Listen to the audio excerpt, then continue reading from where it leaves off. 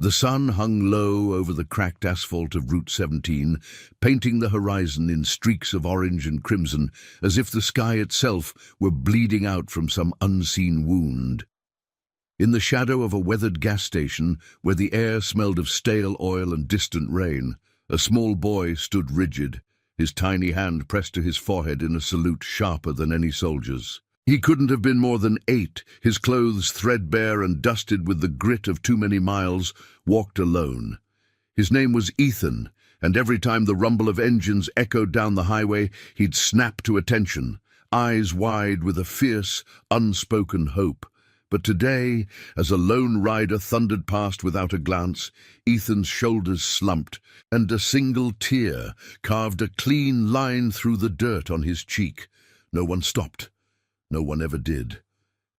It had started months ago, after the accident that stole his father.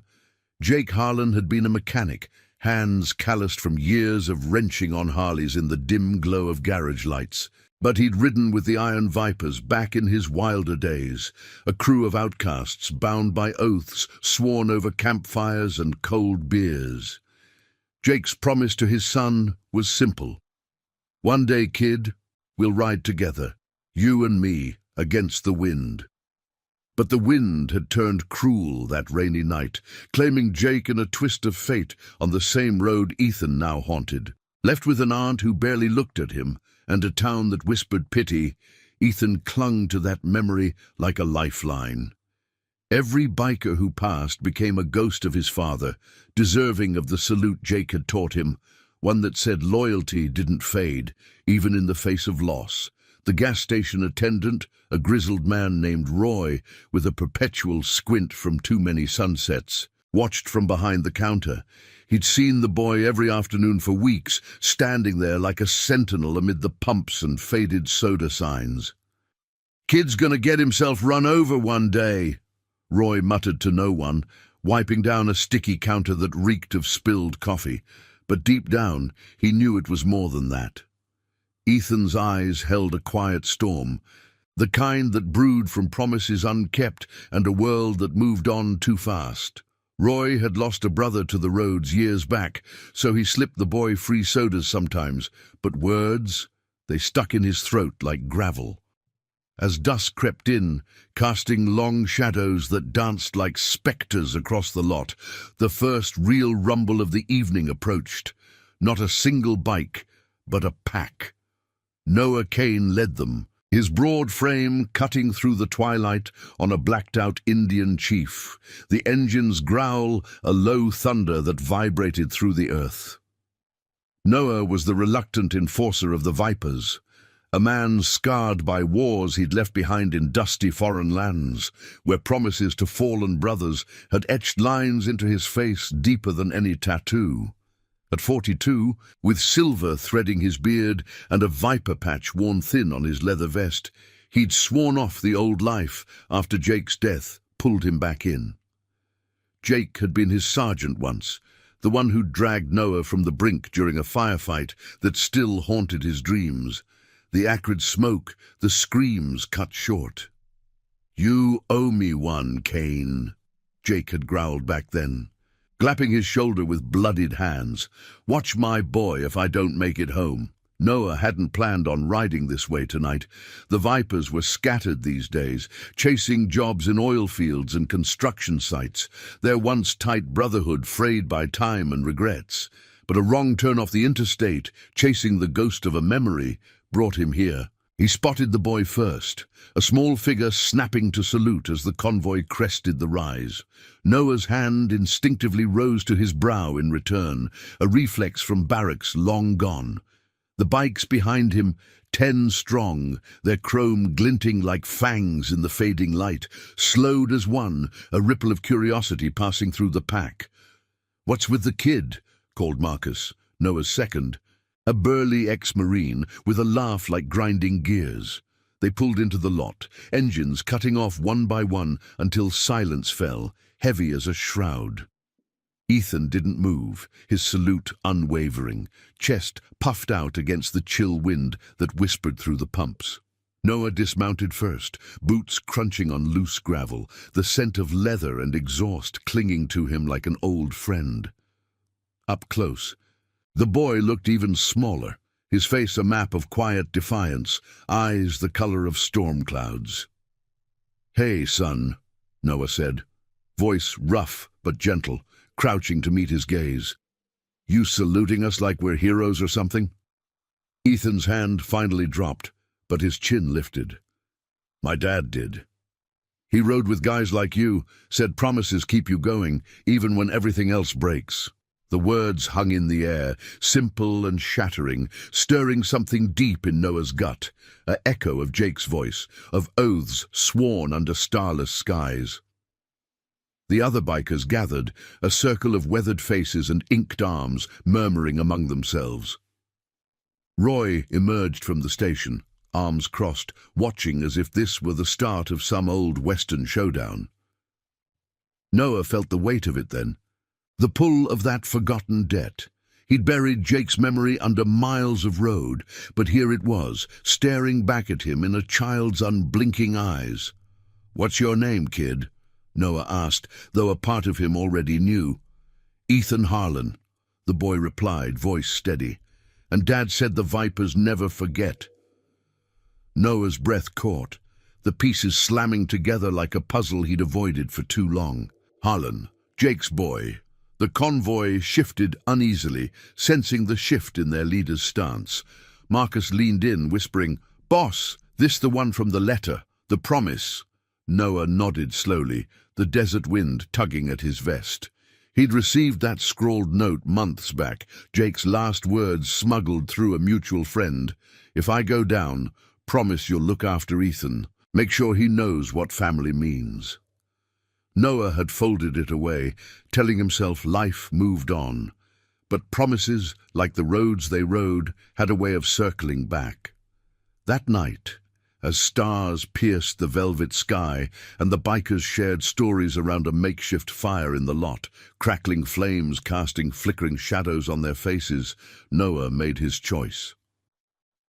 "We're not leaving him here alone," he declared, voice cutting through the murmurs. The crew nodded, bonds rekindling like embers fanned to life. Ethan sat among them, wide-eyed, as tales of Jake unfolded. The midnight rides through canyons, the stands against crooked sheriffs who'd tried to break the club. It wasn't just a story, it was a vow renewed. By dawn, the first light gilding the bikes in gold, Noah knelt before Ethan one last time. "Your dad's promise, it's ours now. We'll ride for him, and for you." The boy nodded, a spark of hope igniting in his eyes, the kind that could outlast any storm. As the engines roared to life, Ethan saluted again, but this time every viper returned it, a thunderous wave of fists to brows. The convoy pulled out, dust swirling in their wake, heading toward a town where shadows of the past waited to be confronted. Little did they know, this ride would test every oath, weaving a tapestry of loyalty that would bind them tighter than blood. And if this tale of quiet courage stirs something in you, drop a comment below. Tell us where you're tuning in from and what time it is there. These roads of redemption stretch far, and we want to hear how they echo in your world. The convoy thundered down Route 17 like a living beast, engines harmonizing in a deep, resonant growl that shook the morning mist from the sagebrush lining the road.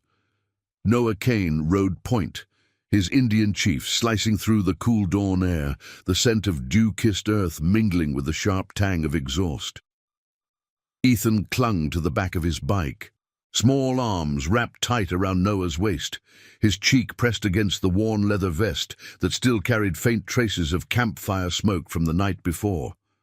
The boy's heart pounded in rhythm with the pistons, a mix of fear and exhilaration chasing away the chill. Behind them, the vipers stretched out in formation, Marcus on his rumbling shovelhead, flanked by the others, their silhouettes dark against the rising sun, chrome accents flashing like signals of intent. They'd left the gas station at first light, Roy waving from the pumps with a nod that spoke volumes unspoken. The old attendant had slipped Noah a thermos of black coffee and a quiet warning. "Town's got eyes, Kane. Ethan's aunt ain't the forgiving type. She'll call in favors if you stir the pot." Noah had grunted in response, but the words lodged like gravel in his boot. Promises were one thing. The real world had teeth, especially in a place like Willow Creek, where small-town grudges festered longer than rust on a forgotten frame. As the miles blurred by, endless stretches of cracked blacktop flanked by jagged hills that rose like silent guardians, the crew fell into an easy silence, broken only by the occasional crackle of a CB radio. Ethan lifted his head occasionally, stealing glances at the horizon, his mind replaying the stories from the fire. How Jake had once led a midnight run to deliver supplies to a stranded family during a blizzard, defying a storm that swallowed lesser men. "Your dad was the glue," Marcus had said, his voice gravelly over the flames. "Held us when the world tried to tear us apart." The boy felt a swell in his chest, not quite pride, but something warmer, a belonging that had eluded him since the accident. Willow Creek came into view by mid-morning, a cluster of weathered buildings huddled against the wind-swept plains, the kind of town where secrets hid behind lace curtains and faded diner signs. The main street was quiet, save for a few locals pausing in their routines to stare at the approaching thunder. Noah signaled the pull-off near the old hardware store, engines winding down to a hush that amplified the distant hum of a chainsaw from somewhere in the hills. Dismounting, he helped Ethan to the ground, the boy's legs wobbly from the ride, but his eyes alight with determination. "This is home?" Noah asked, scanning the row of squat houses with peeling paint, the air thick with the aroma of fresh-baked bread from a nearby bakery, warring with the underlying mustiness of neglect. Ethan nodded, pointing to a sagging porch 2 blocks down. "Aunt Clara's place. She said I was a burden after Dad." "After?" His voice trailed off, but the weight hung heavy. Clara Harlan, Jake's estranged sister, had taken the boy in out of obligation, not love. Her life a tangle of unpaid bills and a job at the local mill that left her hollow-eyed and short-tempered. Whispers in town painted her as bitter, blaming Jake's reckless ways for the family's fall. Though truth was, she'd turned her back long before the roads claimed him. The Vipers fanned out, leaning against their bikes like statues carved from leather and steel, drawing wary glances from passers-by. A sheriff's cruiser idled at the corner, its occupant, a stocky deputy with a mustache like tangled wire, stepping out to adjust his hat, eyes narrowing at the intrusion. Noah felt the familiar prickle of tension, the kind that came from too many run-ins with badges that bent for the highest bidder. But this wasn't about confrontation. It was about honoring a word given in the heat of battle, under skies far from here. They walked the short distance as a group, boots echoing on the uneven sidewalk, the sun climbing higher to bake the dust into the air.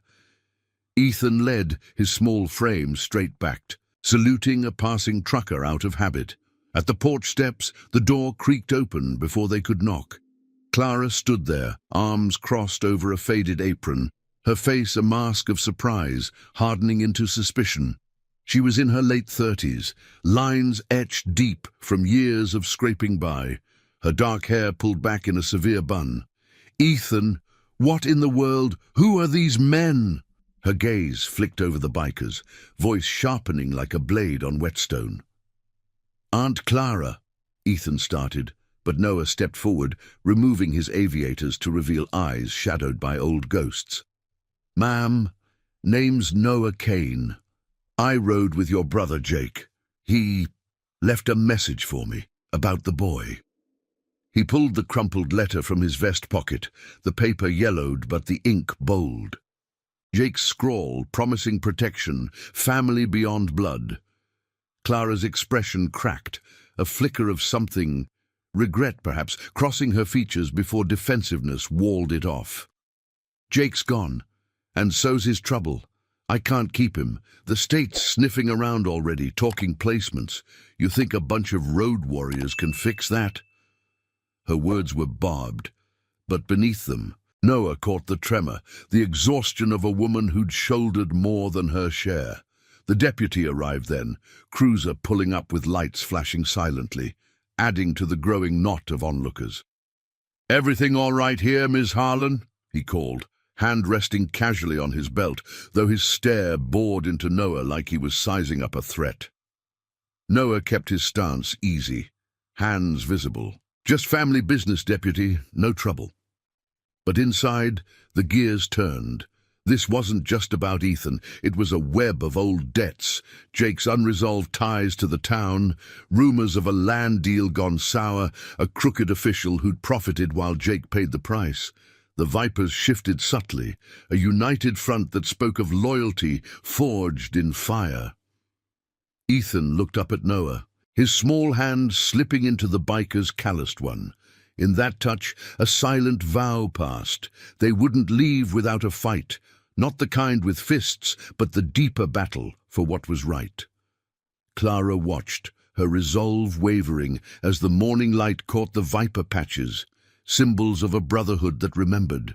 The air grew thick with unspoken histories, the promise pulling them all toward an reckoning that would test the bonds of chosen kin.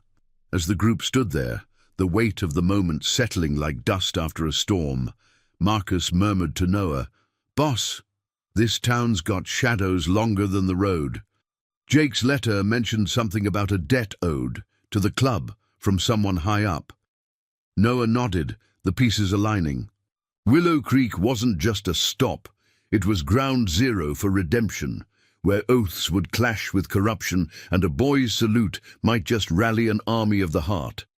And now, I invite you to leave in the comments where you're watching from and the exact hour you heard this story.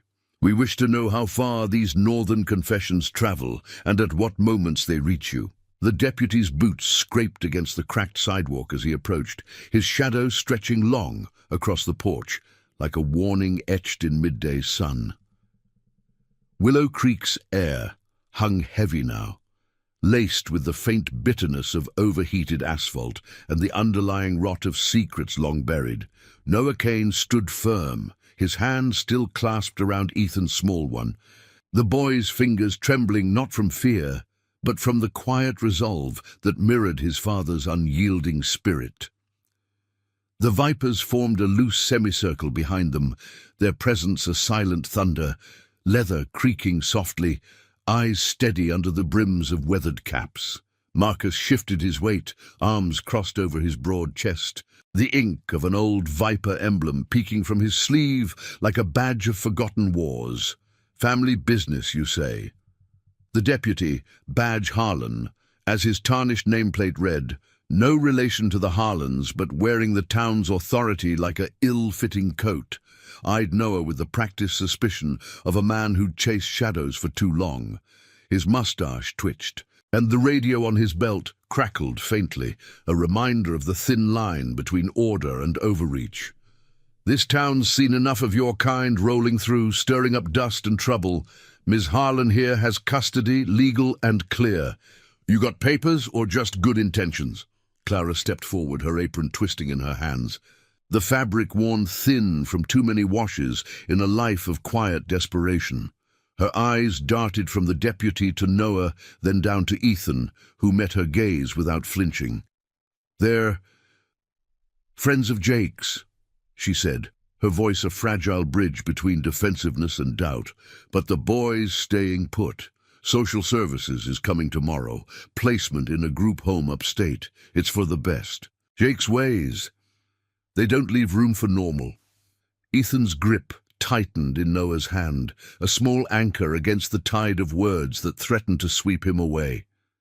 The boy had heard the arguments before, whispered through thin walls at night. How Clara's resentment toward Jake stemmed from a shared childhood, scarred by their father's gambling debts. How she'd cut ties when Jake joined the Vipers, calling it a path to ruin. But Ethan knew better. His dad had sent money when he could, fixed her car in the dead of night without a word. Promises weren't always loud. Sometimes they were the quiet turn of a wrench under a hood. Noah released Ethan's hand gently, stepping closer to Clara, his voice low and steady, carrying the gravel of roads traveled and battles survived. "Ma'am, Jake didn't just ride with us, he saved us, pulled me from a ditch in the sand overseas when the world was exploding around us, said, 'Cain, you watch my 6, I'll watch yours.'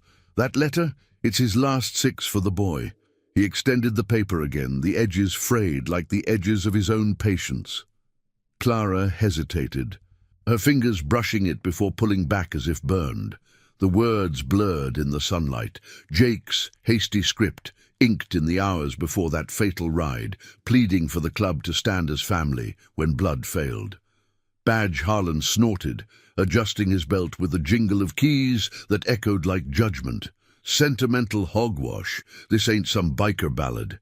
Kids' welfare's my concern, and you lot look like trouble on 2 wheels. Clear out, or I'll radio for backup."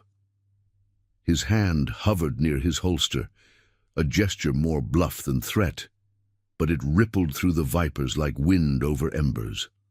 Marcus's jaw clenched, and a low murmur passed among the crew, reminders of past badges that had twisted justice for personal gain. Like the time in Dustville, when a sheriff shook down Jake for protecting a widow's farm from a greedy developer. But Noah raised a hand, stilling them. Violence wasn't the Viper way anymore. It was the shadow they'd outrun. This fight would be won with truth, the kind that exposed rot without drawing blood. "Deputy, you knew Jake. Rode by his garage plenty. He ever mentioned the land deal? The one where the mill owner, your cousin if memory serves, pushed him out after that storm washed the creek bed?" Noah's eyes locked on Badge's, probing the flicker of unease. Whispers from Jake's old contacts had trickled in over the CB that morning. How the accident wasn't just fate, but a loose guardrail ignored by the county, one tied to bribes that lined pockets while roads crumbled. Clara's face paled, the pieces she'd ignored for months snapping into focus. "What are you saying? Jake's crash. It was the rain, the speed." But her voice wavered, the denial cracking under the weight of Noah's steady gaze. Ethan looked up at her, his small voice cutting through the tension like a clear bell. "Dad said you were family once, Aunt Clara. Before everything. He fixed things quiet, like he fixed bikes. Maybe we can too."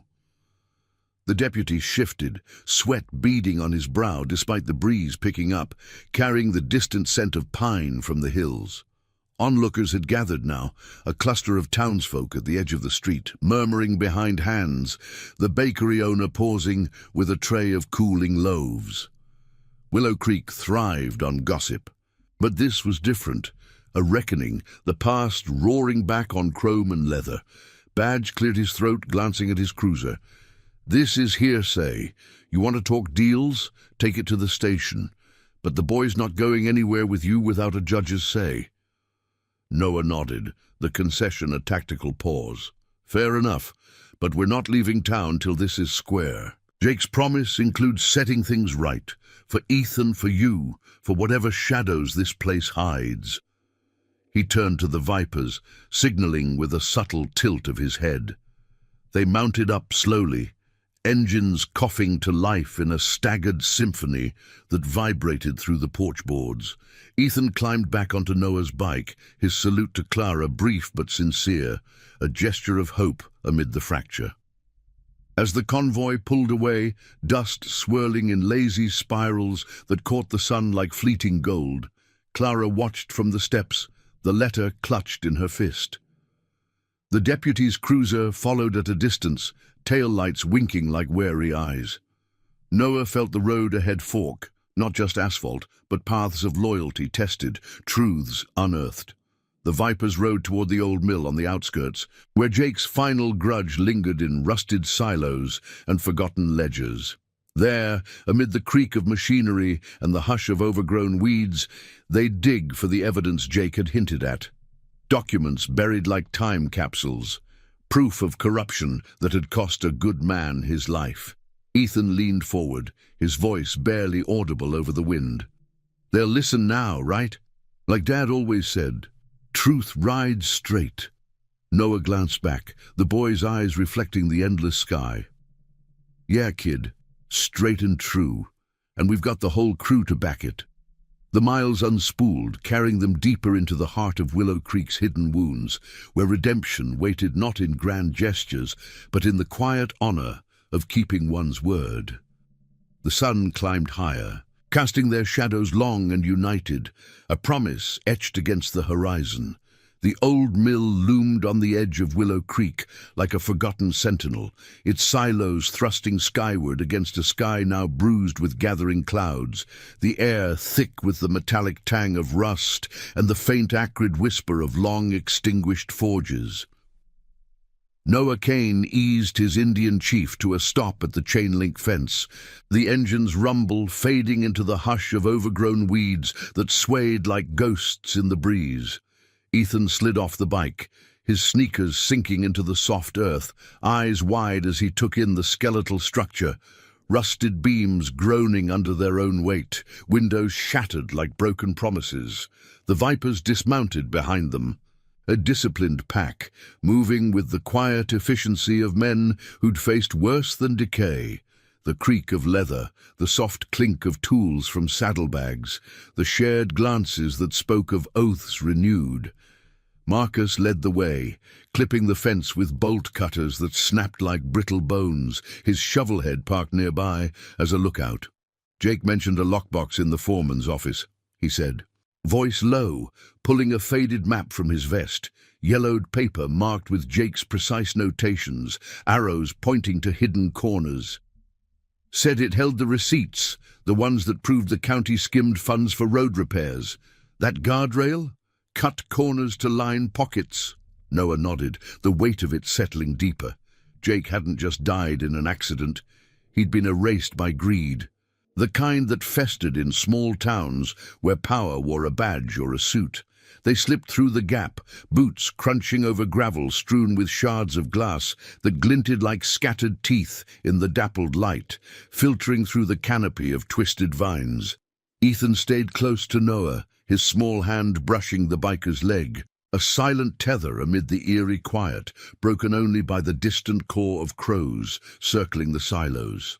The mill's interior swallowed them whole, vast halls echoing with their footsteps, the air heavy with dust motes dancing in shafts of sunlight, carrying the musty scent of damp wood and faded ink.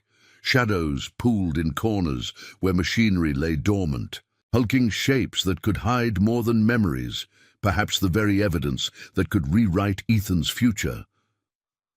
In the foreman's office, a cramped room off the main floor, they pried open a warped desk drawer with a crowbar, the wood splintering with a sharp crack that echoed like a gunshot. Papers spilled out, bills of lading, faded invoices, but no lockbox. Marcus cursed under his breath, wiping sweat from his brow, the room's stale heat pressing in like an unwelcome guest. He said under the floorboards near the window. Noah knelt, prying at the loose planks with scarred knuckles, the nails giving way with reluctant squeals. Ethan watched, heart pounding, imagining his father here in secret, squirreling away truths while the town turned blind eyes. The box emerged coated in grime, a dented metal case that thudded heavily onto the desk.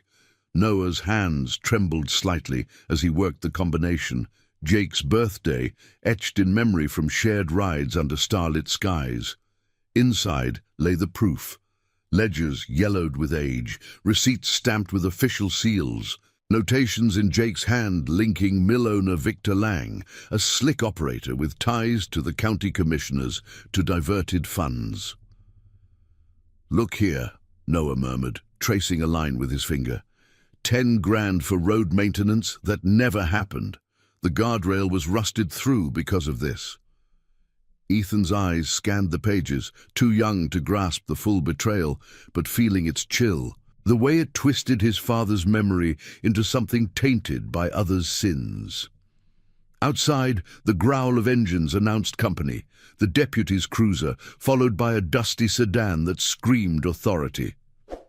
Victor Lang stepped out first, a paunchy man in his 50s with a tailored shirt straining at the seams, his face flushed under a wide-brimmed hat. Badge Harlan flanked him, hand on his radio, while Clara trailed behind, her expression a storm of conflict, arms wrapped tight around herself as if holding back the flood of regrets. "Heard you boys were poking around," Victor called, his voice oily smooth, stepping through the fence with feigned casualness.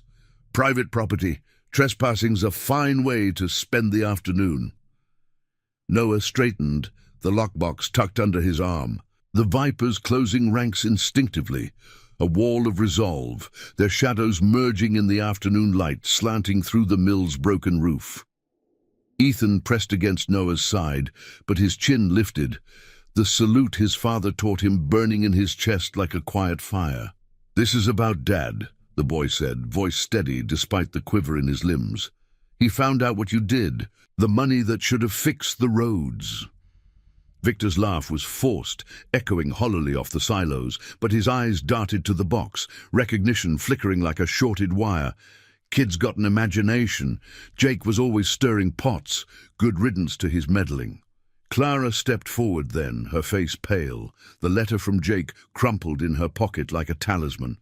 "I came because Ethan deserves better than lies. Jake wrote to me too before, said the mill deal ruined us all. Your greed, Victor, pushing him into that last ride to clear debts." Her words hung in the air, a fracture in the facade, born from nights of staring at the ceiling, piecing together the fragments of family, fractured by ambition. Badge shifted uneasily, his bluff cracking under the weight of witnesses, the Vipers standing silent but unyielding, their loyalty a force as tangible as the dust swirling at their feet. "This is slander," he barked, but Noah held up a ledger page, the ink stark against the yellowed paper. "Slander's what killed Jake. Call your judge, deputy, but the truth, it rides with us now." The standoff stretched, tension coiling like a spring, the wind picking up to rattle the loose chains on the fence, carrying the faint scent of impending rain, a cleansing perhaps for wounds long ignored. Clara knelt beside Ethan, her hand finally reaching for his, the touch tentative but real. "I was wrong, kid. Family's not just blood, it's the ones who show up." Victor's face darkened, backing toward his car as the deputy radioed for confirmation, the static crackling like nerves frayed. Noah felt the shift, the moral tide turning not through force, but through the unyielding honor of a promise kept. The evidence in hand was more than paper. It was Jake's legacy, a beacon against corruption's shadow.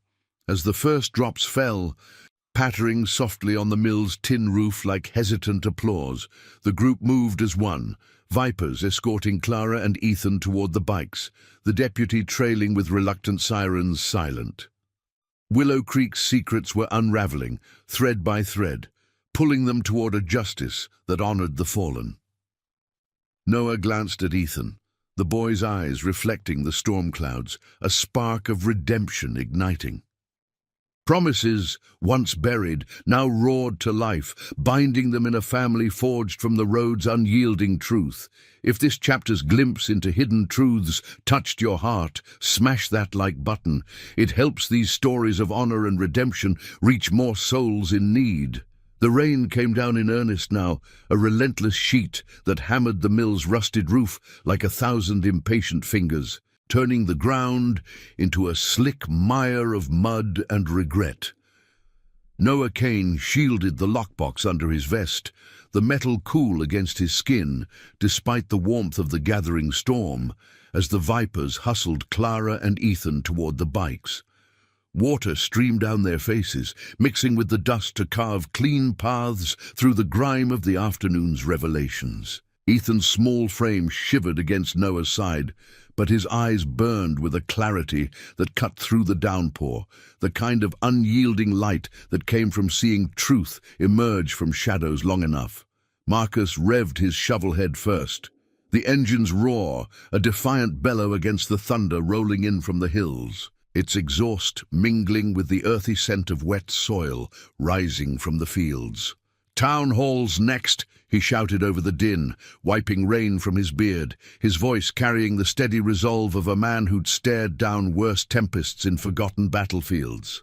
The crew mounted up in a fluid motion, practiced as breathing, their leathers darkening under the assault, chrome dulled to a somber gleam. Clara hesitated at the edge of the group, her apron sodden and clinging like a second skin, but she climbed onto the back of a spare bike behind one of the younger Vipers, a wiry veteran named Tyler, whose steady hands guided her without a word.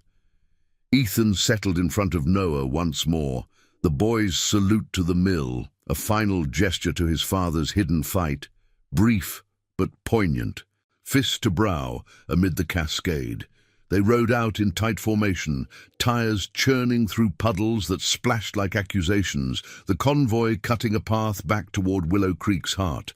The deputy's cruiser trailed at a cautious distance, its wipers slashing rhythmically against the windshield, Badge Harlan's silhouette hunched over the wheel, radio crackling with urgent dispatches that echoed faintly over the storm. Victor Lang had peeled away in his sedan earlier, tires spinning mud as he fled toward whatever allies he could muster, his parting glare a promise of retaliation veiled in bluster.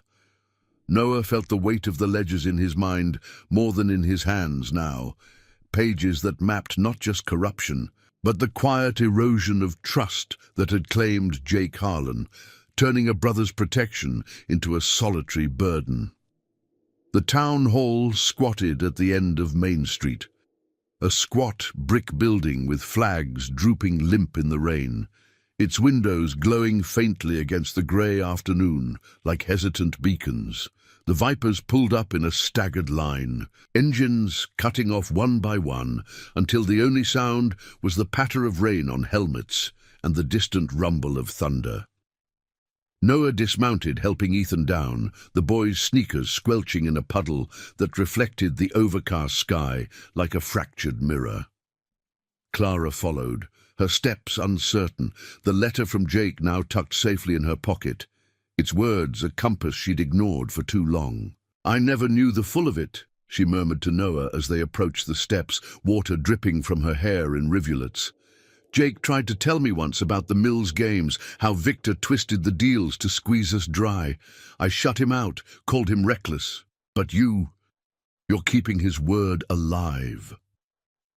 Noah's response was a nod, his jaw set against the chill seeping through his vest. The scent of ozone sharp in the air.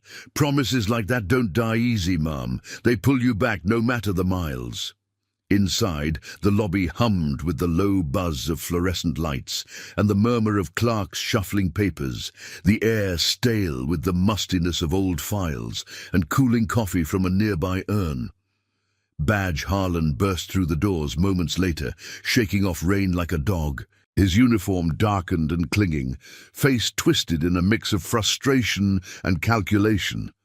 "You can't just waltz in here with wild claims," he barked, blocking the hallway to the commissioner's office, his hand gesturing vaguely toward the lockbox peeking from Noah's vest.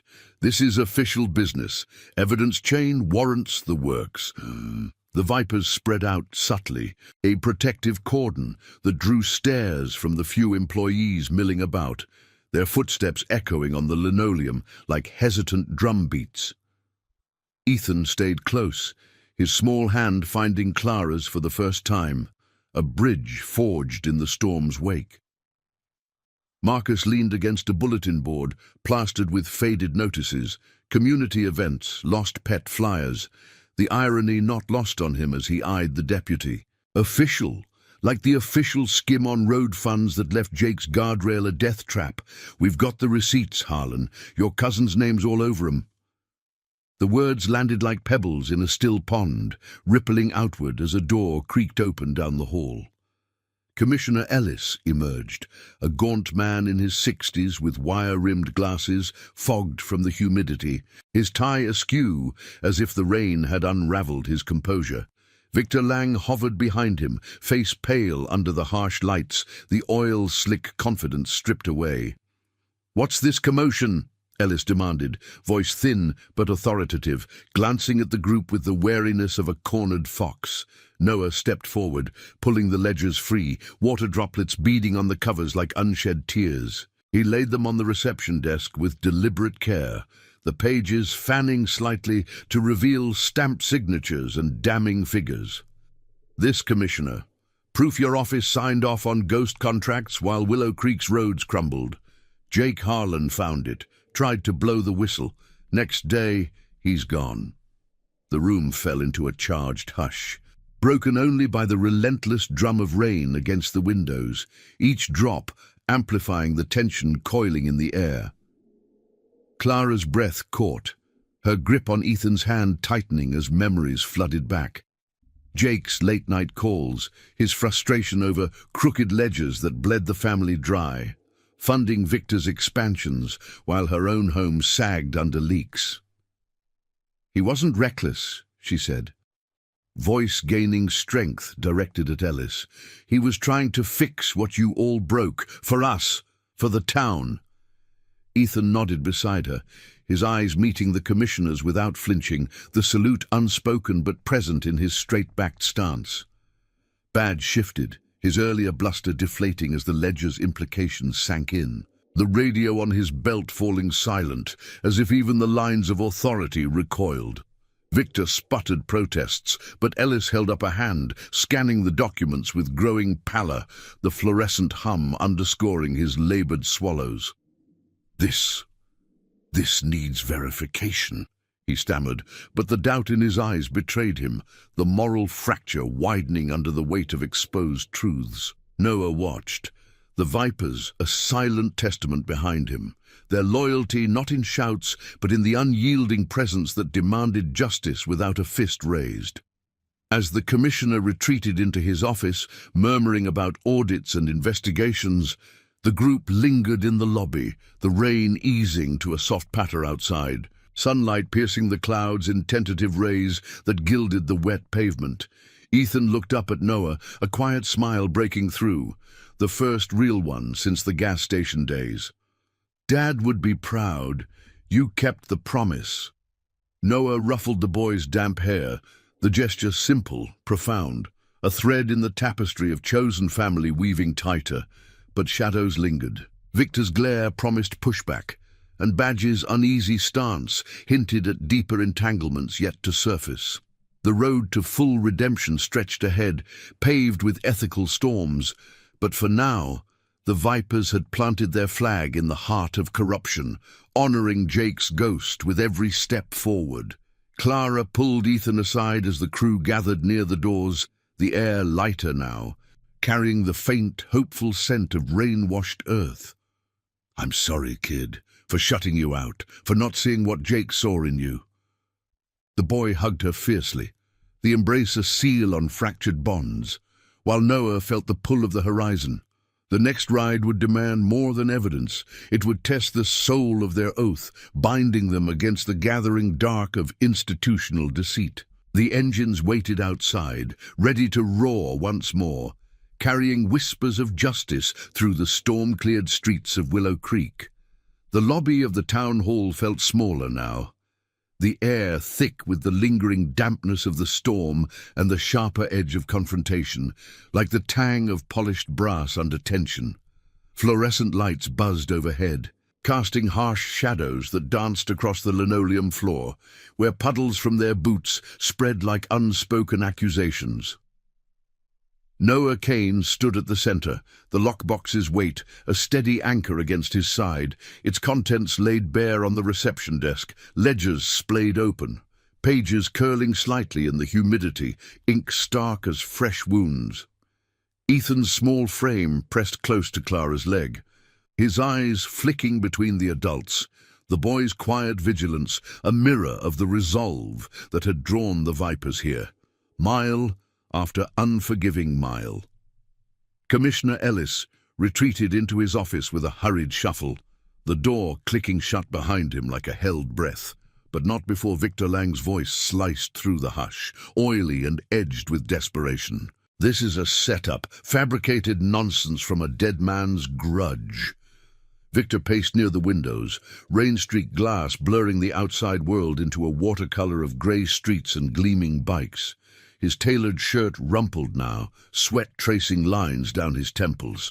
Badge Harlan hovered by the door, radio in hand, his earlier authority fraying like the edges of those damning receipts, fingers twitching as if debating whether to call for reinforcements or bolt.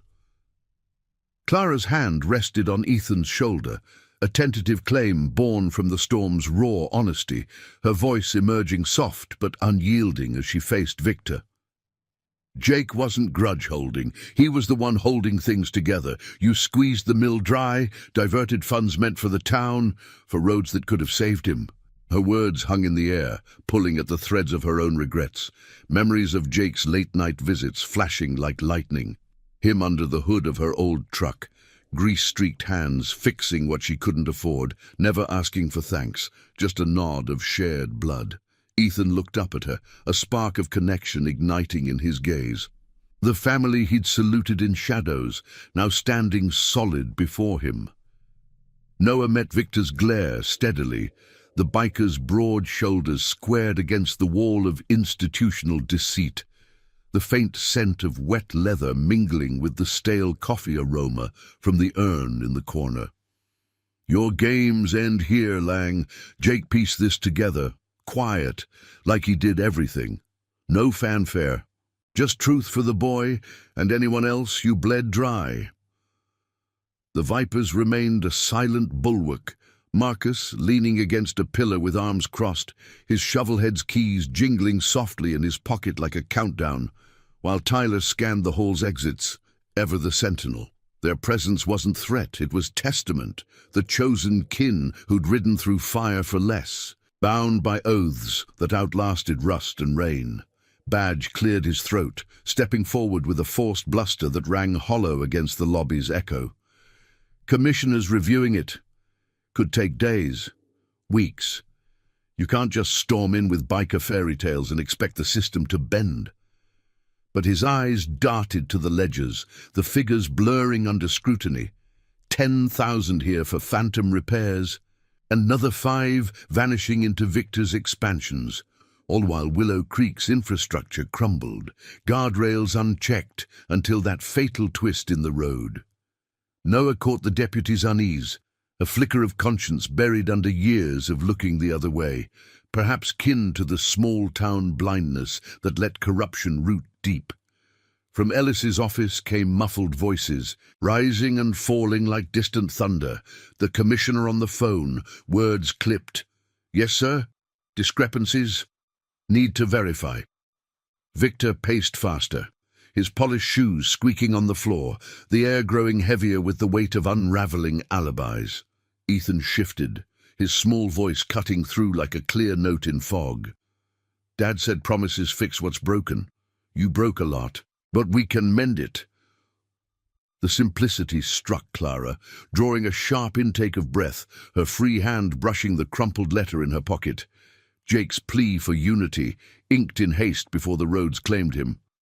Marcus pushed off the pillar, his gravelly tone drawing eyes. "We've got copies scanned on the CB network, Vipers from here to the border. If this drags, it goes wide. No more shadows." The threat was ethical, a floodlight on the rot, and Victor halted, face draining to ashen, the realization dawning that Jake's network, scattered brothers in garages and truck stops, could amplify one boy's salute into a chorus. Badge radioed quietly then, not for backup, but for the state auditor, his voice laced with reluctant integrity, the static crackling like fractures in his resolve. Sunlight pierced the clouds outside, slanting through the windows in golden shafts that warmed the cooling puddles, illuminating dust motes swirling like liberated secrets. Ellis emerged at last, glasses perched low on his nose, a folder clutched under his arm, preliminary notes already cross-referenced against county records. "Irregularities confirmed," he announced, voice thin but official, avoiding Victor's pleading stare. "An investigation launches immediately. Ms. Harlan, the boy's placement is suspended pending review. Family ties take precedence." Clara's knees buckled slightly, but she steadied, pulling Ethan into a hug that enveloped him fully, the embrace a dam, breaking years of distance. Victor slunk toward the exit, muttering of lawyers and appeals, but the fight had leached from him, leaving a hollow shell under the relentless light. Badge nodded curtly to Noah, a grudging respect in his eyes, the first crack in the Badger's armor, hinting at his own path toward amends. The Vipers gathered their things, the lockbox secured, engines calling from the lot like old friends ready to ride. Noah knelt to Ethan's level, the boy's face alight with the dawn of possibility. "Your dad's watching, kid. Salutes all around." Ethan grinned, fist to brow in return, the gesture rippling through the crew, a wave of quiet honor that bound them tighter. As they stepped into the clearing air, the scent of fresh earth rising, Clara walked beside Noah, her steps surer. "Thank you. For riding back, for keeping the word." The convoy formed up, tires humming on damp asphalt, Willow Creek unfolding before them not as a cage, but a crossroads. Yet shadows lingered. Victor's connections ran deep, and the investigation would unearth more thorns, tests of loyalty that could fracture even the strongest oaths. Noah mounted his chief, Ethan secure behind him, the horizon stretching wide under a sky washing clean. Redemption wasn't a single ride. It was the endless road of promises fulfilled, one truthful mile at a time. The sun dipped toward the horizon as the Viper's convoy rolled out of Willow Creek, engines humming a low, triumphant dirge against the fading light, the air crisp with the scent of sun-baked earth and lingering rain. Noah Kane led the pack, his Indian chief steady under him, Ethan's small arms wrapped secure around his waist, the boy's cheek pressed to the leather that still held the faint, comforting musk of the day's battles. Behind them, Clara rode pillion with Tyler, her posture easing for the first time in years, the wind tugging at her damp hair like an invitation to let go. The town shrank in their mirrors, its squat buildings blurring into a silhouette of reclaimed shadows, the ledger's truths now echoing through official channels. Audits launched, Victor Lang's empire cracking under the weight of subpoenas that arrived like thunderclaps by late afternoon. They'd lingered just long enough at the town hall for Ellis to sign the provisional papers, his hand shaking as he stamped the forms, suspending Ethan's placement, affirming Clara's custody with a clause for ongoing support from the club's network. "Family's what we make it," the commissioner had muttered, avoiding Noah's gaze, the fluorescent hum underscoring his capitulation. Badge Harlan had stood by, silent now, his radio clipped to his belt like a relic of overreach. A nod exchanged with Noah hinting at his own quiet reckoning. Perhaps a report filed against Victor by dawn, the first step in shedding the town's corrupt skin. Victor himself had vanished into the twilight, his sedan kicking up gravel as he fled toward distant lawyers, but the Vipers knew roads like his always circled back, and justice once stirred didn't settle easy. The ride wound through the hills, flanking Route 17, the same path where Jake had met his end, golden light slanting across the asphalt in warm shafts that painted the chrome accents on the bikes like liquid fire. Ethan lifted his head, the wind whipping his hair, and pointed to a familiar stretch, the curve where the guardrail now gleamed fresh, replaced overnight by county crews scrambling to cover tracks. "They fixed it," he said, voice carrying over the roar, a mix of awe and finality threading through. Noah glanced back, his silver-threaded beard catching the breeze, eyes softening under the brim of his cap. "Yeah, kid, your dad's push did that. Promises like his echo louder than engines." They pulled off at a roadside overlook as dusk deepened, the sky a canvas of indigo streaked with the last embers of sunset, the distant hum of cicadas rising like a chorus to their arrival. The Vipers dismounted in a loose circle, boots crunching on gravel strewn with wildflowers that released a sweet, earthy perfume underfoot. Marcus built a small fire from gathered twigs, flames crackling to life with pops that mirrored the sparks of reconnection flickering among them. Clara sat on a weathered log, Ethan beside her, the boy leaning into her side as stories unfolded, not just of Jake's heroics, but of the fractures they'd all mended today. Tyler passed around a thermos of hot coffee, steam curling into the cooling air, its bitter warmth chasing away the chill of unresolved grief. Noah crouched near the fire, the glow casting flickering shadows across his scarred face, pulling the original letter from his vest once more. The paper, softened by handling, crinkled as he read aloud Jake's words. "Watch the boy, Cain. Teach him what brothers mean, the ones you choose, not the ones fate hands you." Ethan's eyes reflected the flames, wide and steady.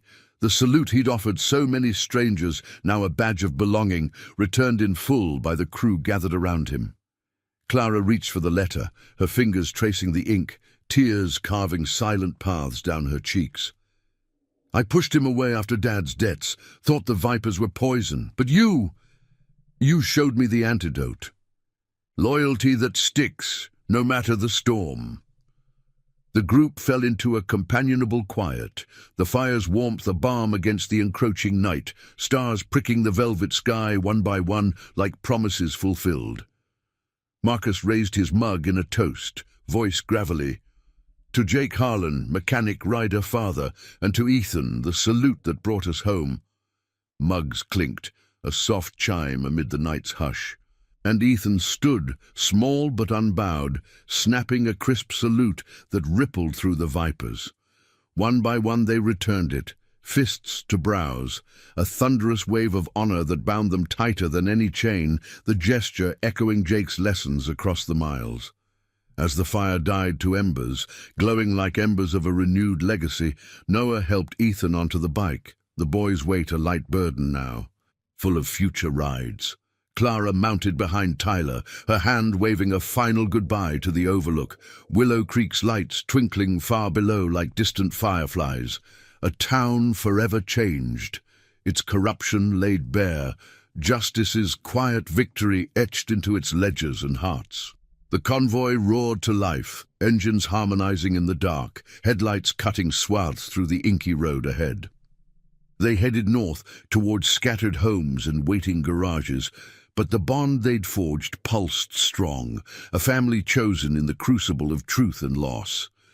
Miles later, under a canopy of stars that seemed to salute in turn, Ethan whispered against Noah's back, "Will we ride together again?" Noah's laugh rumbled low, vibrating through the handlebars. "Every chance we get, kid, that's the promise." And the wind carried them forward, sense of pine and freedom mingling with the exhaust, Willow Creek fading into memory, a chapter closed but the road eternal, paved with the honor of words kept and salutes returned.